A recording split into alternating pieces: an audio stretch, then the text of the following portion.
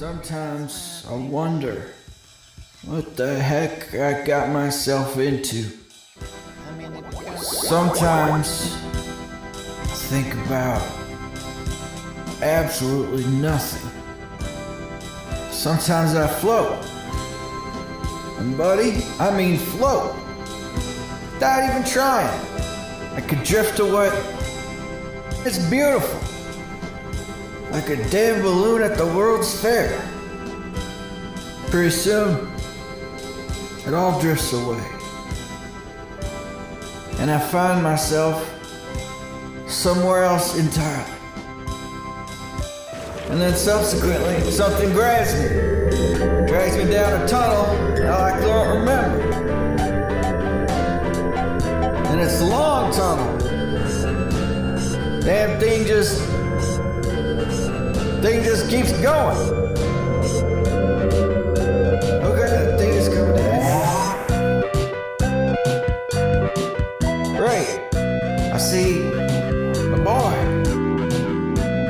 I forget my name, my life.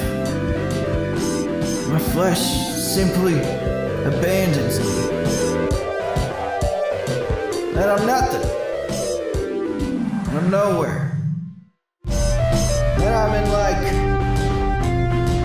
And I'm in a spooky black and white place. So look at my hands. And they're my normal hands. Which means I'm not dreaming. So I say to the guy, let's get down to the place where we're going. Let's get down to business, man. Hello friends, I have decided to take a break from my mental health to come back to YouTube. Welcome to ℚ𝔢𝔩𝔯 episode 4, the series where I talk about the absolute worst that has happened since the last episode, also known as my Twitter feed for the past 3 months. As always, big thank you to Post America who made that amazing intro. Go check out her channel, link down below. Also big thank you to Disney for copyrighting the last episode of ℚ𝔢𝔯 because I used a few seconds of the Star Wars theme.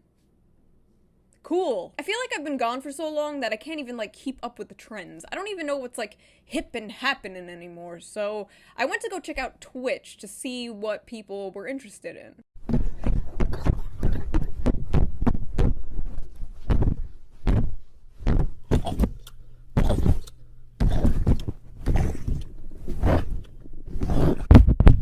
You like that? Is this what you want? You're really attacking not only Dr. Anthony Fauci, you're attacking science. How do you campaign where everybody knows you? Yeah, this is for my safety. Look at your safety. Look at my safety. I am a Zionist. You don't have to be a Jew to be a Zionist. I have a proposition for the communists. Yeah, so you started eating them My up. first thought was, is this cool or is this my next nightmare? What's your take?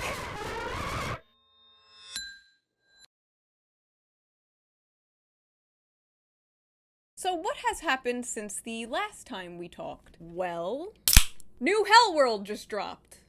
Literally. New hellish planet so hot, it would vaporize you and everything you hold dear. Oh no, not my Funko Pops.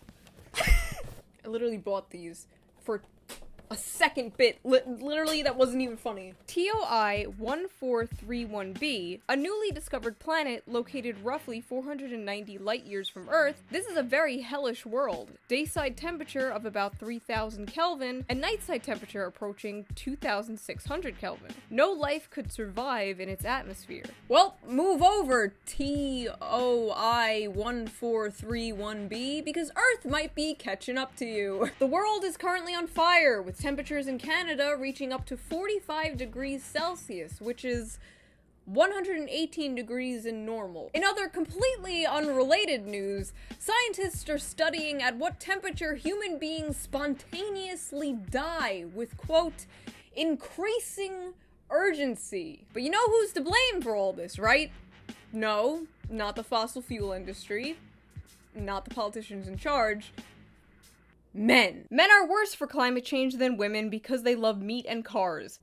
Dudes rock. You guys should probably do something quick about this, because scientists say pollution is actually shrinking people's dicks. But also, if you want to live longer, scientists say just chop them off. An underwater gas line bursts in an oil plantation in the Gulf of Mexico, and part of the ocean caught fire.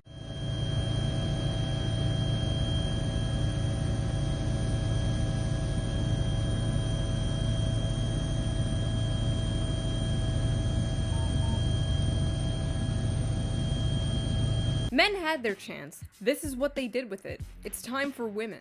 Yeah, except their current Secretary of Energy is a woman.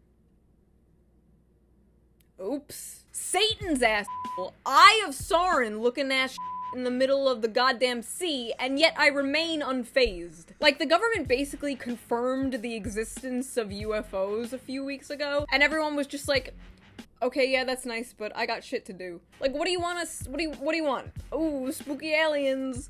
God's not real. Increase the military budget. NASA warns alien life may not be fuckable. Not with that attitude. NASA's interstellar sexual health spokesperson, Clarice Cravault, decried the golden age of sci-fi in the 60s and 70s for creating unrealistic templates for attractive aliens. It is entirely possible that first contact takes place with insectoid creatures who lay thousands of glittering eggs, a self-reproducing slime that would also have no use for our rudimentary genitals. I love how they're just like, yeah, the aliens will probably be like these slimy bug creatures. It's like, have you been on the internet? People are into that shit. But seriously, I f***ing hate aliens. I have a whole ass phobia of aliens. I have never seen an attractive alien. Well, I can fix them. Speaking of problematic crushes.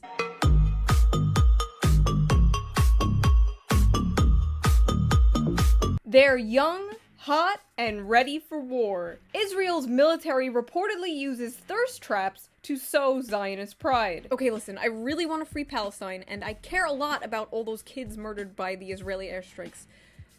However, the ass is fat.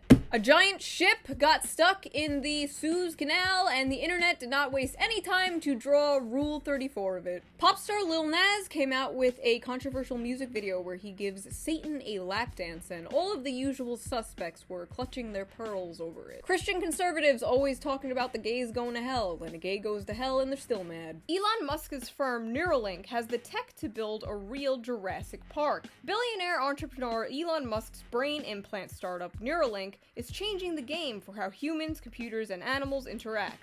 But the technology, as suggested from the Tesla CEO business partner Max Hodak, could be taken to a whole new level, namely, creating a theme park of human-engineered dinosaurs straight out of Steven Spielberg's beloved 1993 Jurassic Park. I'm sorry, did they not watch the Jurassic Park movies? Are they unaware of what happens in those films? Also, why in every single Hell World episode this Neuralink gets weirder and weirder? First it was gonna be used to cure autism, then they made monkeys play video games in their minds, and now they're bringing back dinosaurs? It's almost funny in a way, honestly. Maybe Elon, instead of playing God, should just be a comedian. Yes, I hate for it to come out like this, but Luigi was sleeping with Princess Peach, Mario's wife. You know what, on second thought, how about them dinosaurs, Elon? Harvey Weinstein's lawyer says convicted rapist is going blind and losing teeth. Oh no! Anyway, speaking of car accidents, Caitlyn Jenner recently announced she was running for office in California. My friends are leaving California. Actually, were at my hangar. The guy across right over from me, he was packing up his hangar. I said, "Where are you going?" And he says, "I'm moving to Sedona, Arizona. I can't take it here anymore. I can't walk down the streets and see the homeless." Oh, you know how it is when you talk about those disgusting homeless people with your private jet pilot. No, we don't, Caitlyn. Now, I'm gonna say something, and some of you might think this is a little bigoted of me, but I'm gonna say it anyway. I don't think these type of people should be anywhere in any position of power. You know, these disgusting abominations. Like, I don't care how you identify, but, you know, keep it in the privacy of your own home. You know what I mean? You know the type of people I'm talking about. socially liberal, fiscally conservatives. Anyway, we don't really need a member of the f***ing Kardashian family in charge of any part of this country. I don't want celebrities in office, alright? I want them in my salami.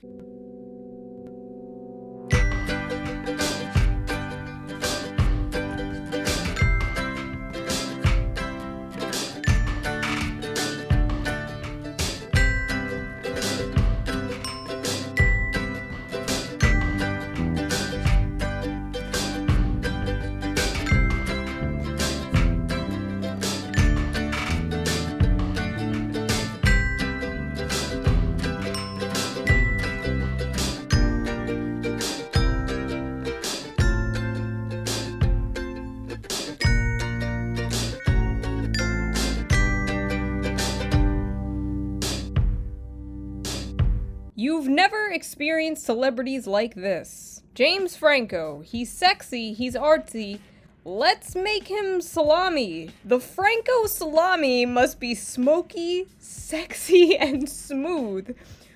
Franco's meat will pair with lean, strong venison. Tweet at James Franco and help make the Franco salami real. Oh god. No! James Franco, will you be salami?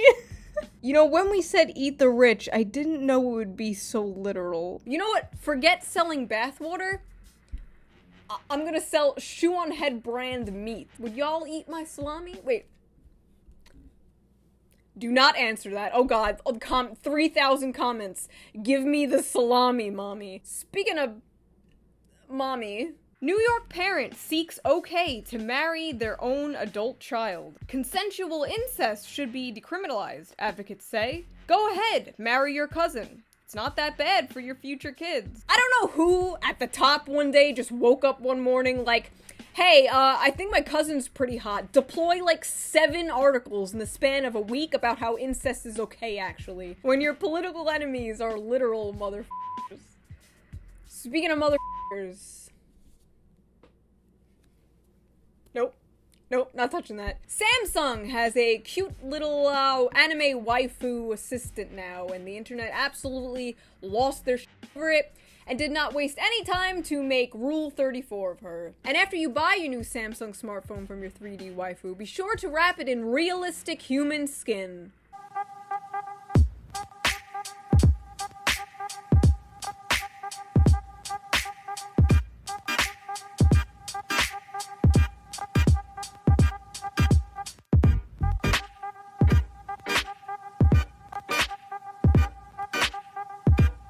Listen, I know we've all been locked in our houses for a long time and we're all feeling a little touch-starved.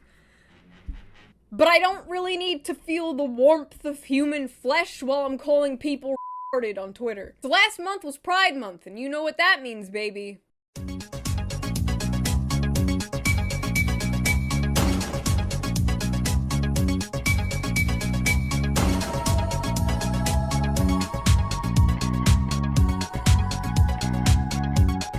The month where disgusting degenerates parade in the streets.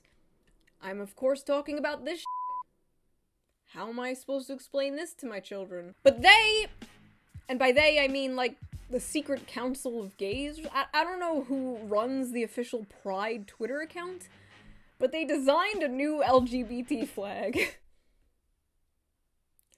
Looks like shit. What's funny about all these, like, desperate attempts to be more inclusive is they always make shit more exclusive. If you add things to represent certain identities, you're always going to leave other identities out. Like, you added intersex, but where's asexual?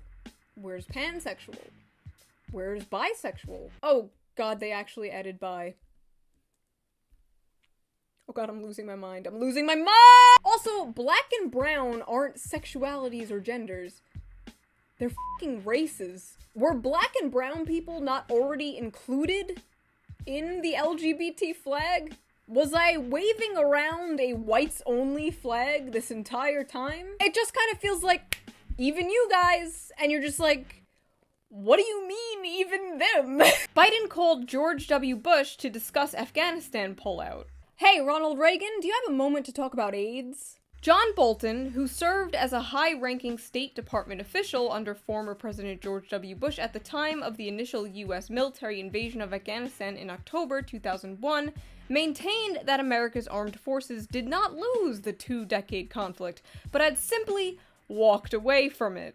Me when I lose. This is exactly what they said about Vietnam. Like, I'm sorry, call me pessimistic, call me naive, call me a moron, call me an idiot, call me a slut, tell me I've been bad.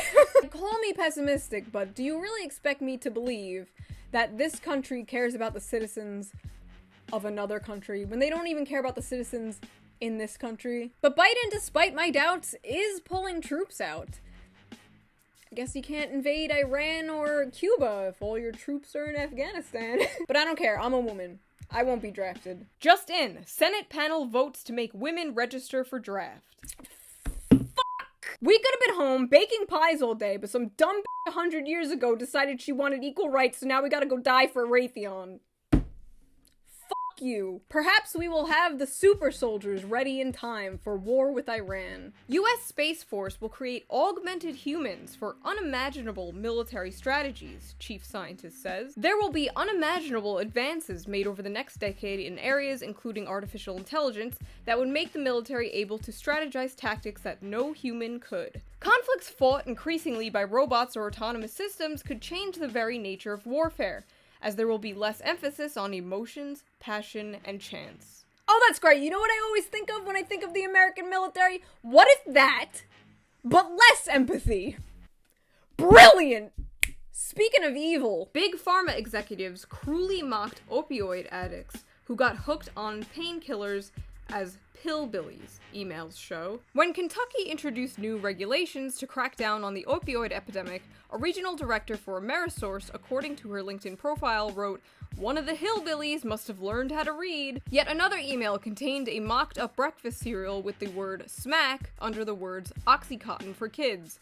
"You're just a barrel of laughs today," responded a coworker. Chris Zimmerman also sent an email to colleagues after Florida passed legislation cracking down on the pharmacies in 2011, saying, "Watch out, Georgia and Alabama. Here will be a max exodus of pillbillies heading north." POV, you're a big pharma CEO. Holy shit! Why?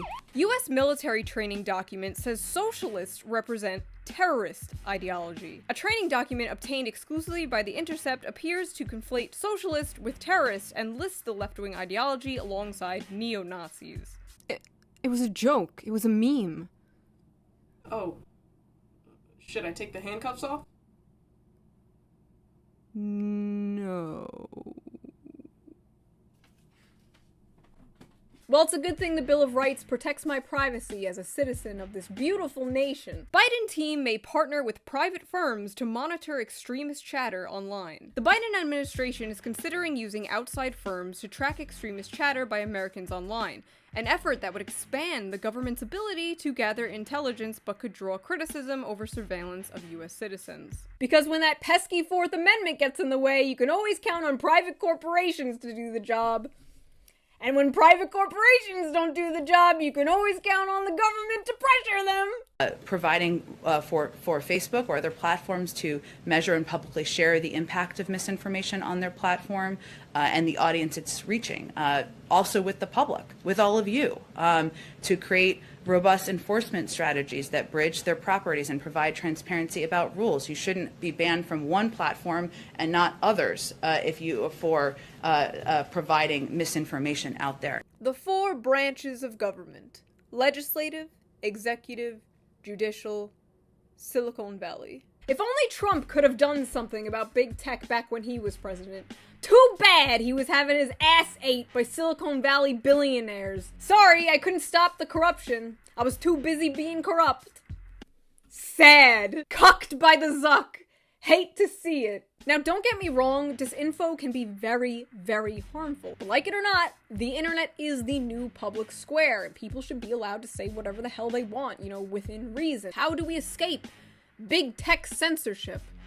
Well, one brave man has a solution. Hi, I'm Eric.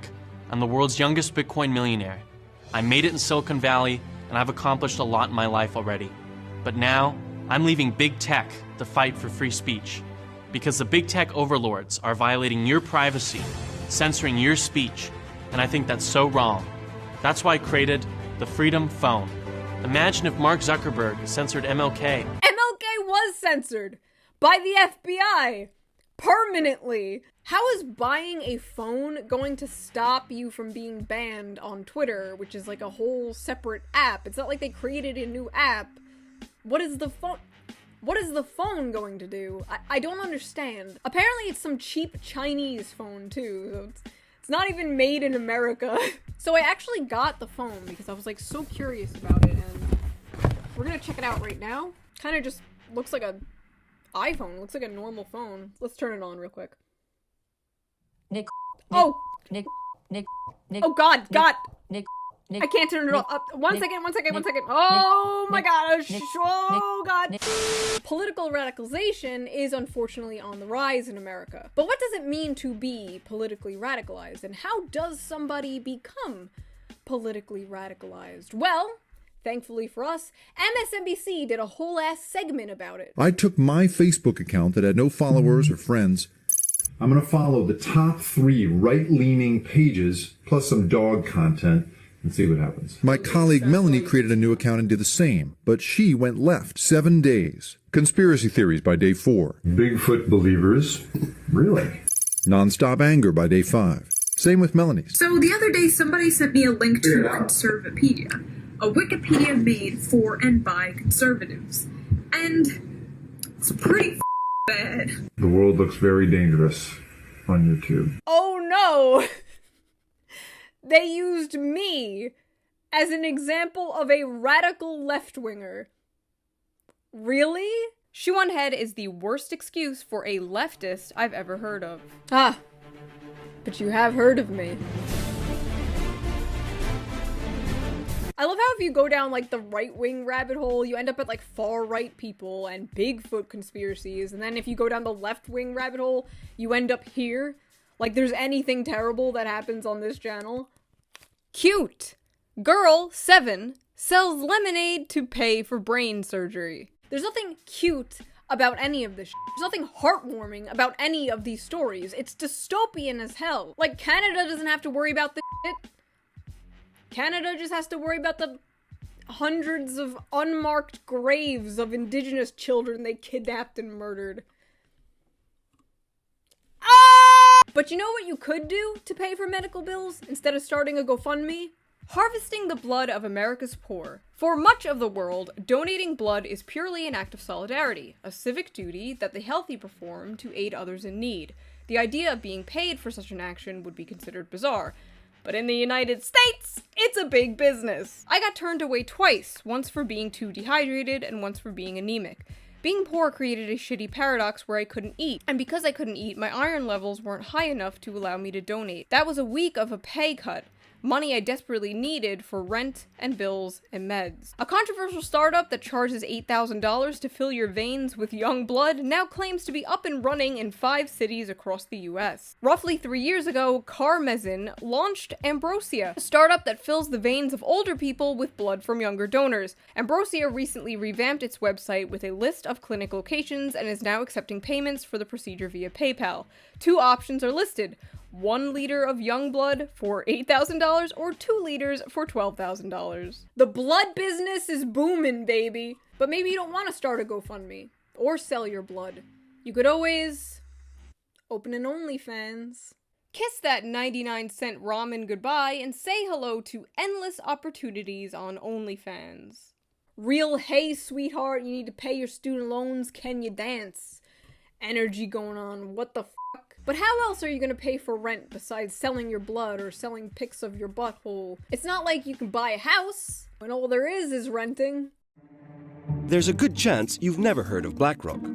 Founded in only 1988, in less than 30 years, this American financial firm would grow to become the company that owns the world.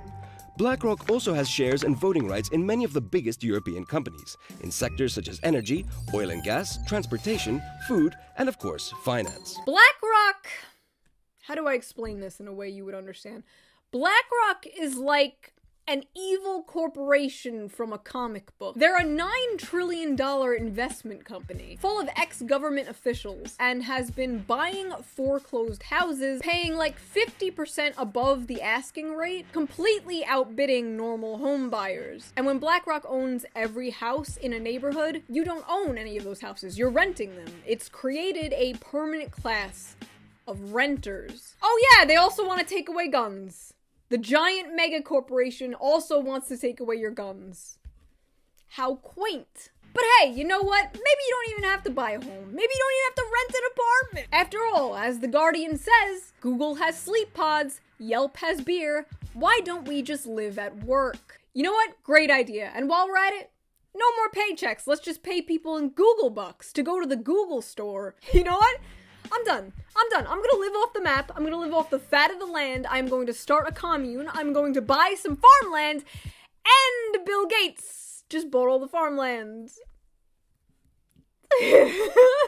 Jeffrey Epstein's good friend, Bill Gates, poop drinker, fart sniffer Bill Gates, recently bought $690 million worth of farmland, making him the largest private farm owner in the country. Bill Gates really got divorced and went, fuck it, I'm becoming a feudal lord. Gates also recently had the brilliant idea to stop climate change, a noble cause, by blocking out the sun. I feel like I just gotta remind you all that this is the literal plot to Snowpiercer, but it's a good thing we don't live in the Snowpiercer universe and nobody's trying to get us to eat bugs.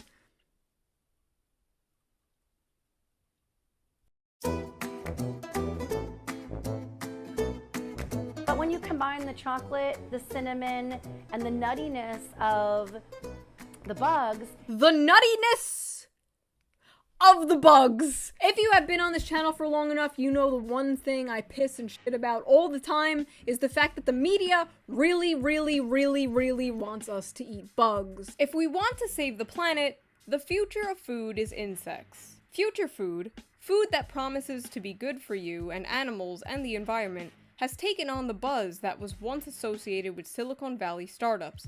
Younger consumers are increasingly anxious to make ethical, sustainable choices, and tech industry venture capitalists are increasingly keen to invest in them too. The edible insects market will grow to $6.3 billion by 2030, according to a report by Barclays. Research by Sainsbury found 42% of British consumers are willing to try insects.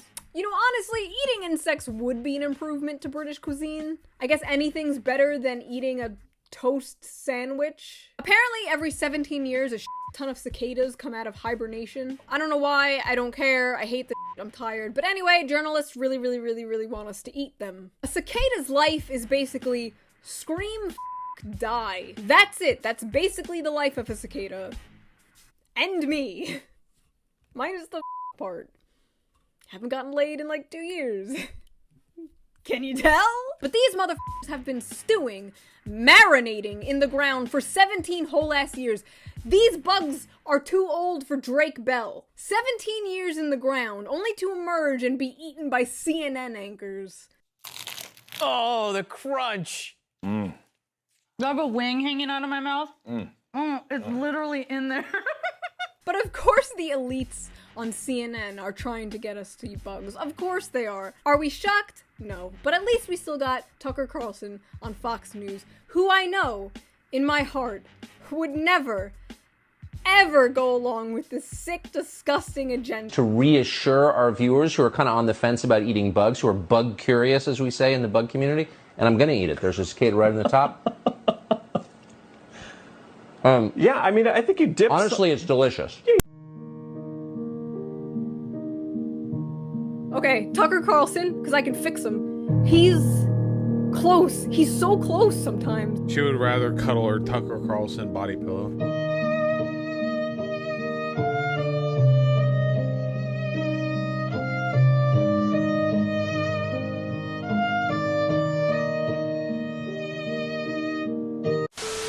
Okay, alright, you know what? Tuckums eated the bugs. I'm gonna eat the bugs. Let's see, we got our assorted crickets here. Cricket bites. Made in Portland. Of course they are! Why wouldn't they be? We got spicy crickets, buffalo wing crickets, roasted original crickets, just regular cricket flavor, and then cheesy crickets. Alright, we're not eating that one. Something weird about a cheesy bug. No thank you. I think I'm gonna go with the buffalo wing crickets. Wait. I'm gonna wash it down with Soylent. We're gonna get the full Bugman experience. And I never leave my room, so I basically already live in a pod. These look like crickets! They look like full crickets! No. It's got like legs! It's got like full legs! It's got like full whole ass legs! They don't take the legs off? Alright. Here goes nothing. Hakuna Matata.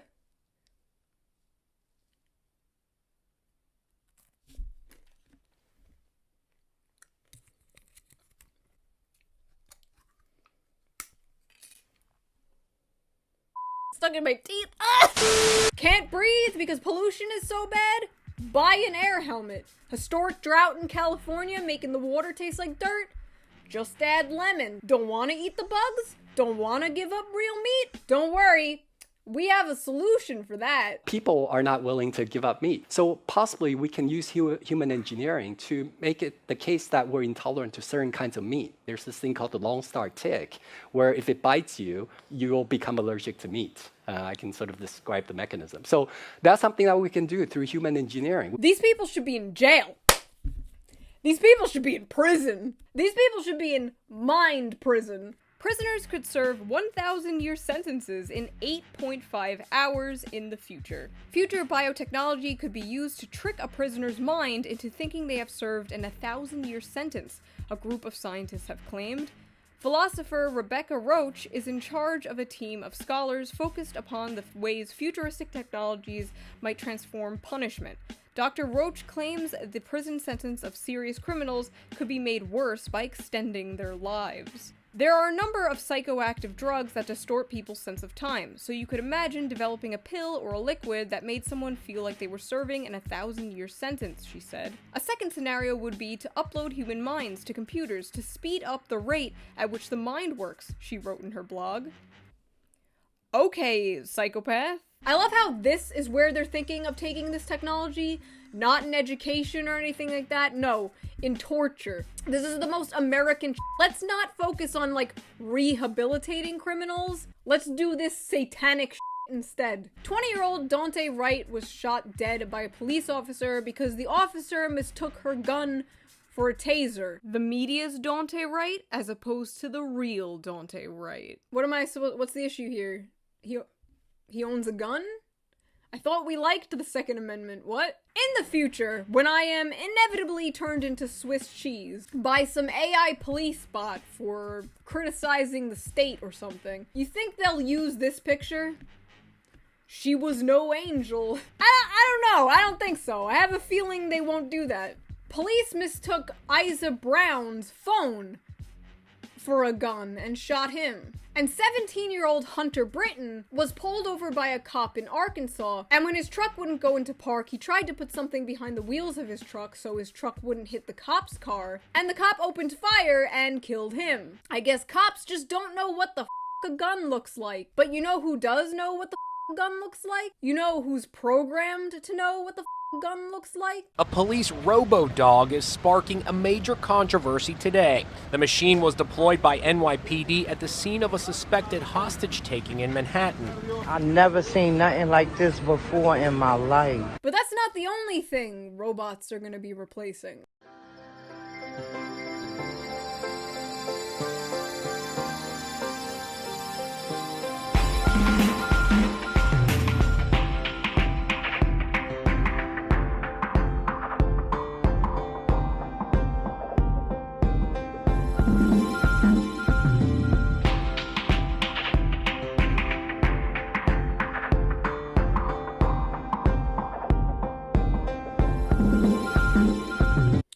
Would unplugging one of these be considered an abortion? I'm sorry, but I would not trust a motherfucker born in a pod. But not only will robots be replacing cops, women.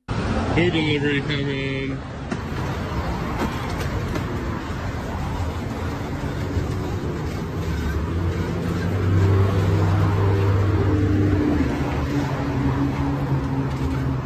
Robots are becoming so human-like that they too ignore homeless people on the street. A society without some kind of UBI plus rampant automation is just a terrible combination. I am a proud human supremacist. F robots. No offense, Alexa. Alexa, tell a joke. What do witches get when their shoes are too tight? What? Candy corns. Not funny, didn't laugh. Kill yourself. With all of this, with BlackRock buying up all the houses, Bill Gates buying up all the farmland, robots replacing all the manual labor, Silicon Valley basically being its own branch of government, and wealth equality exceeding that of the Gilded Age, it's no wonder that even young Republicans are starting to lose faith in capitalism. An Axios poll published on Friday revealed that in the capitalist US, just 49% of Americans aged 18 to 34 actually support capitalism, and 51% say they have a positive view of socialism. However, the latest poll found that young Republicans, usually tireless advocates for free market capitalism, have grown sick of the system they're used to defending. Among Republicans aged 18 to 34, some 66% now have a positive view of capitalism, down from 81% in 2019. 56% of young Republicans want the government to focus on reducing wealth inequality, up from just 40% 2 years ago. 56%! All shoe on head fans. I honestly, I would be scared if I was someone like Jeff Bezos and I saw the tides turning this way and he's going to space. Gail, I'm excited. You know, people keep asking if I'm nervous. I'm not really nervous. You're I'm not, excited. Mark. I'm curious. Jeff, you're not nervous? I want to know what we're going to learn. Wait, Jeff, back up a second. You're not. How is that possible, Jeff? I'm sitting here in New York and I'm nervous. How are you not nervous? No, sir. Jeff isn't even the only billionaire shooting himself into space. Another one's doing it a few days before him. Richard Branson? I guess when you're like a multi-billionaire, almost trillionaire, I'm sure you'd have nothing better to do but to go to space. Honestly, like, why not? But whatever. I hope rocket experience is fun, Jeff Bezos. Hope the rocket experience is fun. I hope it blows you away. Hope it blows you away with how fun it is. I hope it catches on fire. Fuck. Ignition.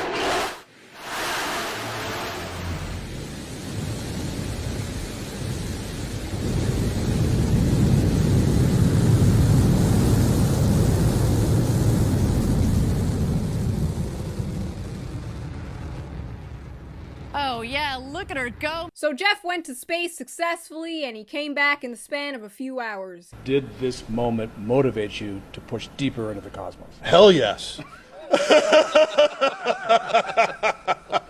And what was his takeaway? After seeing the immense beauty of space, fill it with garbage. But I don't want him to die. I just want him to pay his taxes. Is that so much to ask? Apparently so. The secret IRS files, trove of never-before-seen records, reveal how the wealthiest avoid income tax. In 2007, Jeff Bezos, then a multi-billionaire and now the world's richest man, did not pay a penny in federal income taxes. He achieved the feat again in 2011. In 2018, Tesla founder Elon Musk, the second richest person in the world, also paid no federal income taxes. Michael Bloomberg managed to do the same in recent years. Billionaire investor Carl Icahn did it twice. George Soros paid no federal income taxes 3 years in a row. Oh, but don't worry, because here comes the Washington Post, here to white knight for the poor, defenseless, most powerful people on Earth. Alexa, who owns the Washington Post? The Washington Post is owned by Jeff Bezos since October 1st, 2013. Thanks, bitch! With Amazon, I wanted to provide a place that's quiet that people could go and focus on their mental and emotional well-being. The Zen booth is an interactive kiosk where you can navigate through a library of mental health and mindful practices to recharge that internal battery. They finally did it. They actually made the wagey cage a real thing. At least the workers will have a quiet place to kill themselves now. I don't know what the future holds. It's looking pretty bleak right now. Cicada tacos, climate change, the wagey cage, skin-covered smartphones, Big Brother, pod babies, robots. It's all so tiresome. And it's far from over, too. Who knows what's coming next? But I guess we'll find out on the next episode of Hell World. Bye, friends.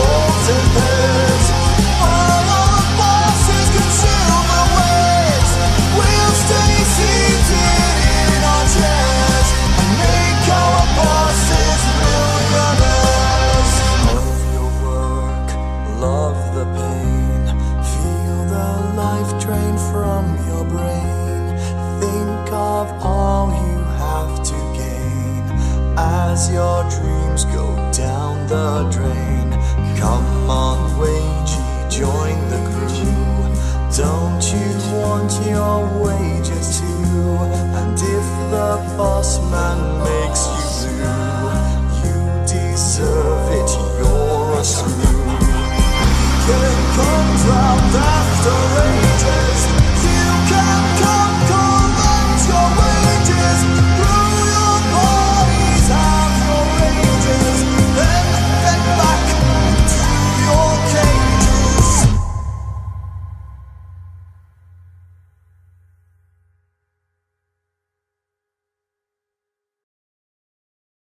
Alexa, fart. That was a creamy one. Try asking me for a random Alexa, fart stop. or try. That was a creamy one. Alexa, stop! Okie dokie. Ted K was right.